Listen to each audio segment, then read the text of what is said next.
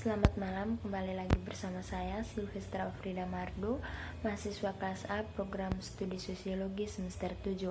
Pada kesempatan ini saya ingin menjelaskan materi yang berkaitan dengan isu beberapa pasien yang sebenarnya bukan pasien yang terpapar virus corona, akan tetapi oleh rezim kesehatan dikategorikan itu sebagai pasien yang terjangkit virus corona.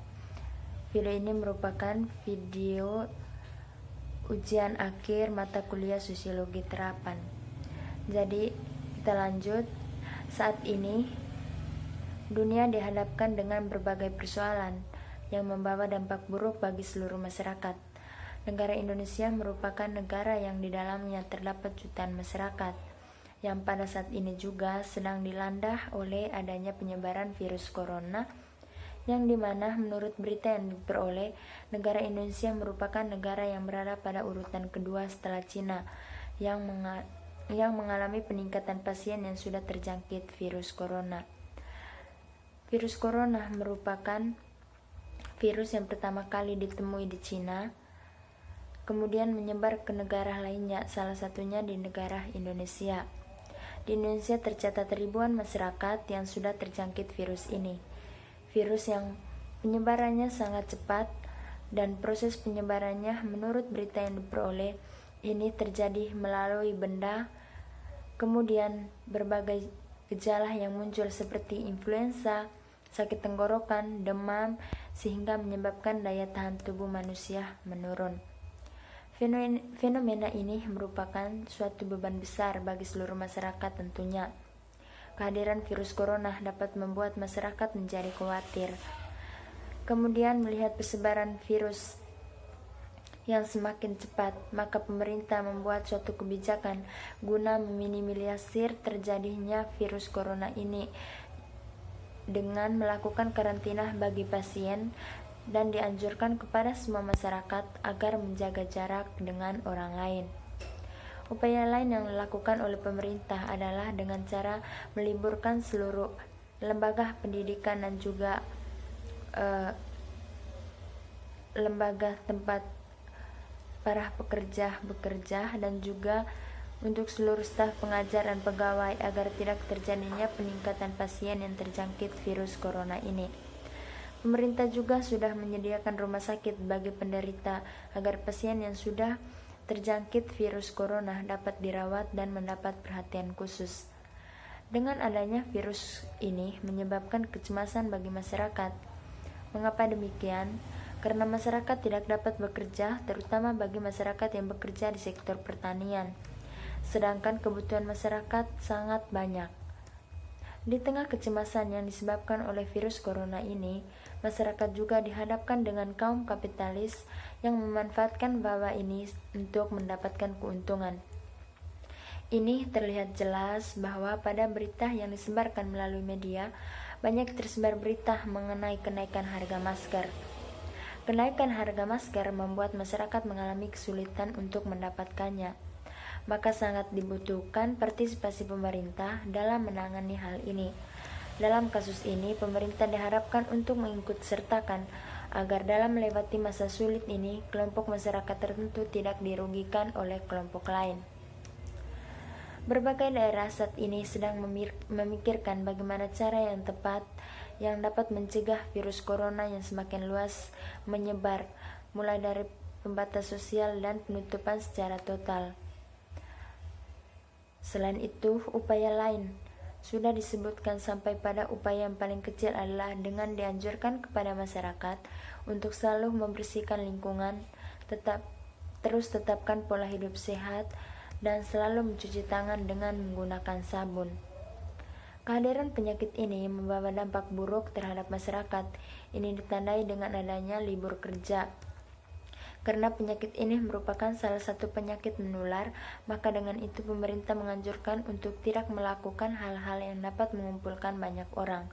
Penyakit yang mematikan ini yakni virus corona atau COVID-19.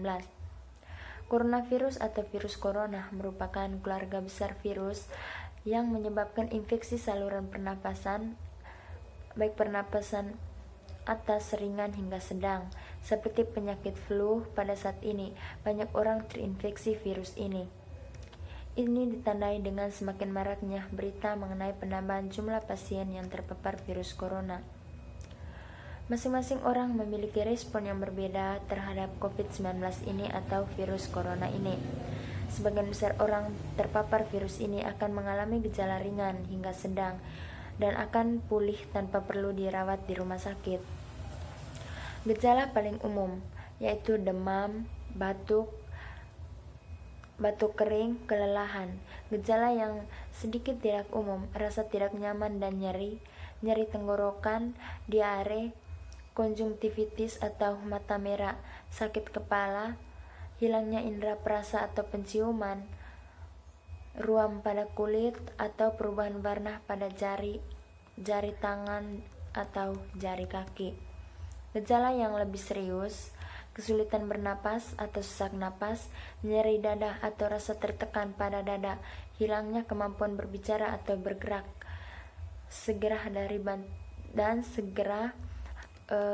Jika gejala tersebut sudah ada tanda-tandanya ataupun seperti gejala yang sudah disebutkan tadi, terus kita memiliki tanda-tanda seperti itu, sebaiknya segera menghubungi tenaga medis agar segera mendapat bantuan.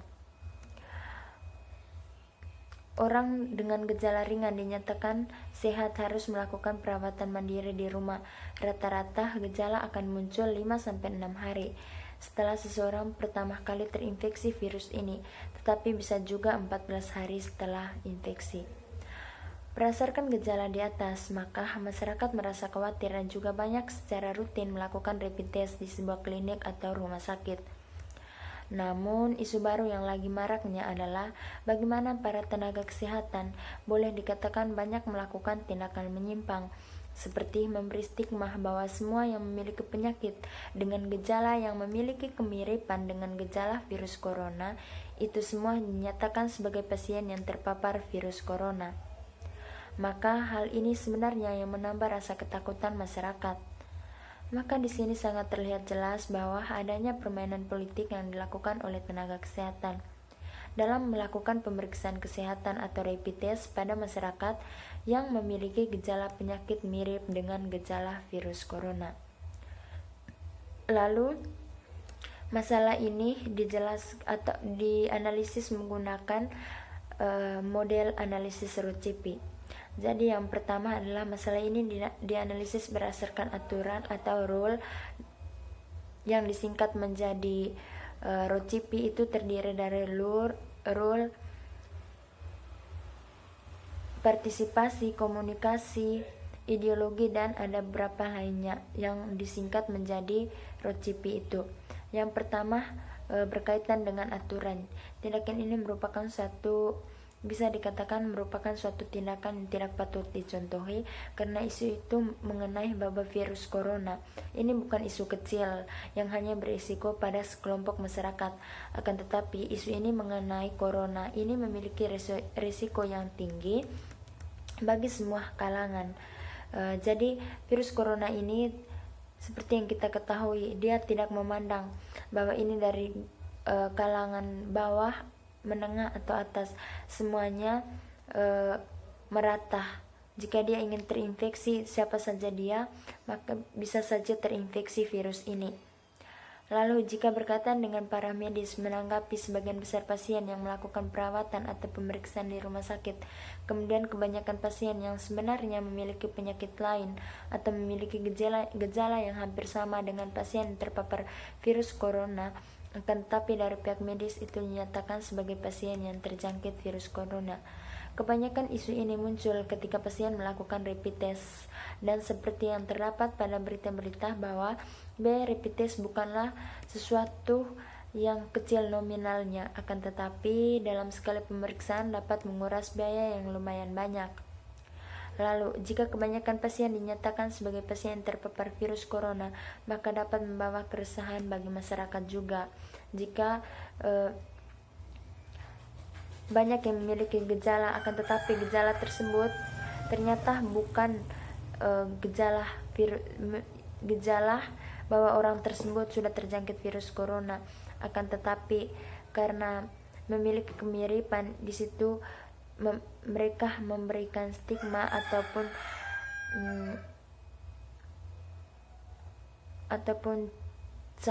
ataupun nama bawah itu sudah terpapar virus corona. Lalu kemudian jika dikaitkan dengan kesempatan ini juga ada masih termasuk dalam singkatan yang disebut RUCIPI, tapi ini sudah diterjemahkan ke dalam bahasa Indonesia. Dan RUCIPI itu merupakan singkatan dari beberapa kata, namun itu masih dalam berbentuk bahasa Inggris. Kesempatan adalah adanya tujuan tersembunyi. Maksudnya kesempatan yang di sini adalah mereka mengisi kesempatan yang ada, kesempatan dengan adanya virus corona ini, dengan adanya kepentingan atau tujuan yang disembunyikan oleh mereka berkaitan dengan adanya virus ini. Mereka mengisi kesempatan ini dengan tujuan untuk mendapatkan sesuatu. Walaupun tidak semua tenaga medis berperilaku seperti itu, akan tetapi dengan adanya isu yang menyatakan bahwa adanya pasien yang sebenarnya bukan pasien COVID, akan tetapi oleh mereka dinyatakan itu sebagai salah satu pasien yang sudah terjangkit. Ini merupakan tindakan yang tidak baik juga, karena ini merupakan wabah yang sedang melanda semua masyarakat di dunia. Jadi sebaiknya kita bekerja sama untuk menangani ini. Kemudian jika virus corona dikaitkan dengan kapasitas. Berbicara mengenai kapasitas dalam menjelaskan bahwa virus corona adalah suatu hal yang marak diperbincangkan pada saat ini. Kapasitas yang dimaksud di sini adalah bagaimana kekuatan atau daya tampung dalam sebuah rumah sakit. Kekuatan di sini adalah berkaitan ruang yang dipersiapkan oleh pihak rumah sakit untuk menampung semua pasien yang sakit. Di sini, jika dikaitkan dengan cara tenaga kesehatan memberi stigma bahwa semua yang meninggal adalah orang-orang yang terpapar virus corona.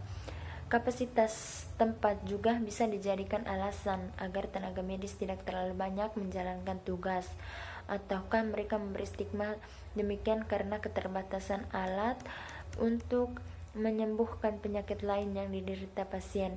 Kemudian ketika pasiennya tidak bisa diselamatkan lagi, maka disitulah mereka mengatakan bahwa pasien tersebut meninggal karena sudah terjangkit wabah virus corona. Kemudian jika dikaitkan dengan kemudian komunikasi dikaitkan dengan wabah virus corona. Komunikasi adalah hal yang paling penting yang harus dibangun oleh semua orang. Komunikasi menjadi hal yang paling penting dalam berinteraksi. Agar proses interaksinya berjalan dengan lancar, maka harus melibatkan komunikasi atau percakapan antara satu orang dengan orang lain. Komunikasi bisa saja melalui bahasa tubuh, khusus untuk orang-orang tertentu yang tidak bisa berbicara atau yang memiliki keterbatasan fisik atau yang mengalami cacat. Berkomunikasi pada saat wabah corona ini adalah hal yang sangat penting, baik untuk menyebarkan isu-isu mengenai corona maupun untuk mengingatkan keluarga dan teman-teman. Berkaitan dengan adanya isu yang mengatakan bahwa pasien yang sebenarnya bukan termasuk pasien corona, akan tetapi oleh rezim kesehatan dimasukkan ke dalam kategori COVID. Ini juga terjadi karena kurangnya komunikasi antara pihak keluarga pasien dengan tenaga medis. Keluarga pasien dengan tenaga medis sebenarnya harus berkomunikasi dengan baik agar jika memang pasien yang meninggal tersebut meninggal bukan karena wabah virus corona, bukan karena terjangkit virus corona, sebaiknya dikomunikasikan dengan baik saja, dibicarakan dengan baik antara tenaga medis dengan keluarga pasien. Yang berikutnya, virus corona dikaitkan dengan kepentingan. Berkaitan dengan isu yang telah dibahas sebelumnya, bahwa besar kemungkinan juga di balik isu yang disebar sebenarnya ada kepentingan pribadi yang mereka sembunyikan, atau bisa saja mereka melakukan ini agar prosesnya tidak terlalu memakan banyak waktu, ataupun ada hal lain yang mereka sembunyikan karena mungkin Penyakit yang dideritakan oleh pasien itu sangat berbahaya dan dapat mencemaskan keluarga jika itu diketahui. Selanjutnya adalah bab virus corona dikaitkan dengan partisipasi. Partisipasi dalam hal ini adalah berbicara mengenai kerjasama. Berpartisipasi dalam arti turut mengambil bagian dalam menyelesaikan sesuatu. Berdasarkan isu yang mau dibahas bahwa dibutuhkan partisipasi atau kerjasama antara pasien dengan tenaga medis. Mungkin saja tenaga kesehatan melakukan hal itu supaya menyadarkan masyarakat bahwa pentingnya menjaga kesehatan pada saat dilanda virus corona ini. Dengan adanya isu tersebut dapat menyadarkan keluarga atau orang terdekat dari pasien yang bersangkutan, walaupun sebenarnya pasien tersebut tidak terjangkit virus corona. Mungkin saja tujuan dari adanya isu tersebut agar keluarga dan orang-orang terdekatnya dapat menjaga kesehatan. Lalu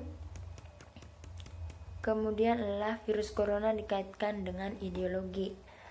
Ideologi merupakan serangkaian pemikiran yang berkaitan dengan tertib sosial dan politik yang ada dan berupaya untuk merubah atau mempertahankan tata tertib sosial dan politik yang bersangkutan. Ini jika dikaitkan dengan isu tadi yang menjadi hal pokok dalam video kali ini adalah jika beberapa pasien sesungguhnya bukan pasien COVID akan tetapi oleh rezim dimasukkan ke dalam kategori COVID. Di sini terjadi bahwa tidak adanya tertib sosial yang mereka lakukan sehingga menyebabkan peristiwa itu terjadi. Peristiwa itu terjadi yang dimaksud adalah pasien biasa yang dinyatakan sebagai pasien COVID-19. Jadi demikian saja video untuk kali ini mengenai isu tentang pasien yang sebenarnya bukan pasien yang terjangkit oleh virus corona. Jadi di sini saya menjelaskan ini sesuai dengan apa yang saya pahami. Mohon maaf atas segala kekurangan. Semoga kedepannya menjadi lebih baik. Sekian dan terima kasih.